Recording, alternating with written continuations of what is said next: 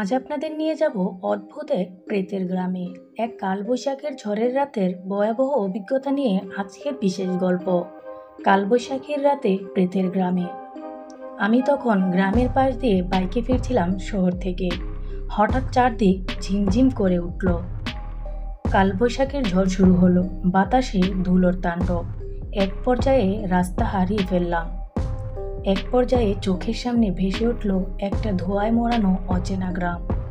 সব ঘর ছিল মাটি, কিন্তু অদ্ভুতভাবে নিঃশব্দ। হেঁটে যেতেই দেখি ঘরের জানালায় কেউ দাঁড়িয়ে তাকিয়ে আছে, কিন্তু কারো মুখ নেই, শুধু একজোড়া ফাঁকা চোখ। রাস্তায় এক শিশু হাঁটছিল, পেছন ঘুরতেই দেখি তার গলা নেই। আমি দৌড়াতে শুরু করি, কিন্তু চারদিকে একেবারে ঘূর্ণি হয়ে যায়। মনে হচ্ছিল সময় যেন থেমে গেছে। হঠাৎ একটা বৃদ্ধা এসে সামনে দাঁড়ায়। সে বলে, এখান থেকে কেউ ফেরে না, কিন্তু তুমি ফিরবে, যদি ওদের নাম না নাও। আমি জ্ঞান হারিয়েছিলাম। চোখ খুলে দেখি আমি আমার গ্রামের পাশের মাঠে পড়ে আছি। ঘড়ি বলছে এখন রাত 3টা, কিন্তু মনে হচ্ছিল অনেক বছর কেটে গেছে।